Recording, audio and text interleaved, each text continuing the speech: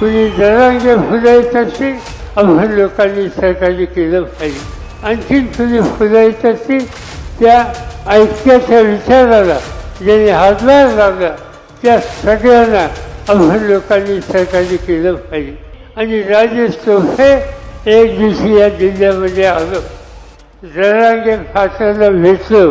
पण मी आपल्याला सांगू इच्छितो आणि मला या जिल्ह्याचं सामान्य माणसाचं जे अंतःकरण माहिती आहे ते अंतःकरण बघितल्याच्या नंतर मग इथे हिंदू असो, मुस्लिम असो, श्रीलंकास असो, आदिवासी असो, आज या सगळ्या समाजाचे लोक एकत्र राहणं, एकत्र येऊन फुलं जाणं आणि जो एक छत्रपती शिवाजी महाराजांचा हा जो विचार आहे तो विचार घेऊन आज कुणी जरांगे फुलायचं असेल आणखीन कुणी फुलायचं असेल त्या ऐक्याच्या विचाराला ज्याने हातभार लावला त्या सगळ्यांना आपण लोकांनी सहकार्य केलं पाहिजे.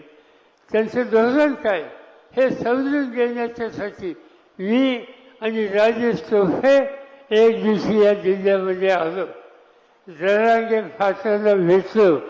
त्यांना विचारलं तुमचं म्हणणं काय आणि त्यांना एकच विनंती केली की तुम्ही या राज्यात जो जो कष्ट करतो, जो जो मेहनत करतो आणि शेतकऱ्यांच्या हिताची जपणी करतो, तो कोणत्याही धर्माचा, कोणत्या विचाराचा, त्या सगळ्यांना बरोबर घेऊन सामाजिक ऐक्य आपण मजबूत ठेवू आणि एक नवीन विचार या विविधच्या मार्फत करून सर्व देशाला त्या रस्त्याला आणू त्याची तयारी ही आपल्या सगळ्यांची असली पाहिजे.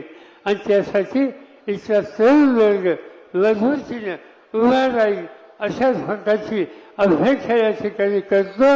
आणि पुन्हा एकदा बजरंग सोनवणेला मोठ्या मताने विजय करा ही आग्रहाची विनंती करतो. आपली रजा घेतो. शिवाजी महाराजांचा सर्व धर्म समभावाचा विचार घेऊन कोणी मनोज जरांगे असो वा आणखी कोणी असो पुढे येत असतील तर त्या ऐक्याच्या विचाराला आपण सर्वांनी सहकार्य केलं पाहिजे असं शरद पवार म्हणाले. मनोज जरांगे यांचं धोरण काय हे समजून घेण्यासाठी मी आणि राजेश टोपे या जिल्ह्यात येऊन जरांगे पाटलांना भेटलो. त्यांना एक विनंती केली की या राज्यात कोणताही जातीचा किंवा धर्माचा असो त्या सर्वांना सोबत घेऊन सामाजिक ऐक्य आपण मजबूत ठेवू असं आवाहन राष्ट्रवादीचे सर्वेसर्वा शरद पवार यांनी केलं आहे. बीडमध्ये बजरंग सोनवणे यांच्या प्रचारार्थ शरद पवार यांनी सभा काल घेतली. त्यावेळी ते बोलत होते. यावेळी त्यांनी बजरंग सोनवणे यांना मोठ्या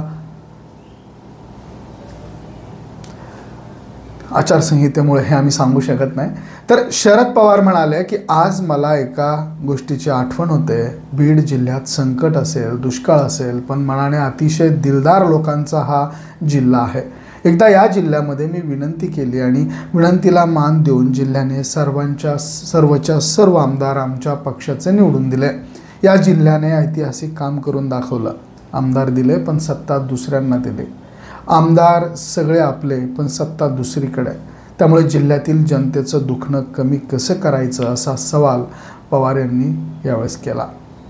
व्यासपीठावर बसल्यानंतर जुन्या लोकांची आठवण झाली. पुढे बोलताना शरद पवार म्हणाले, केंद्र सरकारमध्ये काम करण्याची संधी मला मिळाली त्यावेळेस बीडमध्ये कार्यक्रम आयोजित केला गेला होता. त्या कार्यक्रमाला मी हजेरी लावली होती. व्यासपीठावर बसल्यानंतर जुन्या लोकांची आठवण झाली. या जिल्ह्याने क्रांतिसिंह नाना पाटील यांना मोठ्या मताधिक्याने विजयी केला.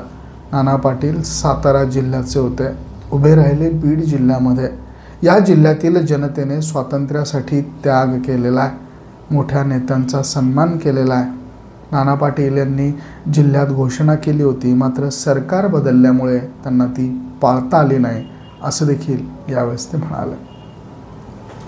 सत्ता हातात आहे पण शेतकऱ्यांच्या हक्कासाठी वापरली नाही.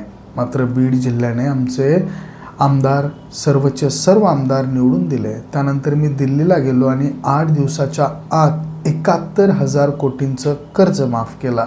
याचा लाभ देशातील सर्व राज्यांना झाला. ही कर्जमाफी संबंध देशातील लोकांना मिळाली. आज काय स्थिती आहे? देश नरेंद्र मोदींच्या हातात आहे. अनेक भाषणं करतात, मात्र शेतमालाला किंमत नाही.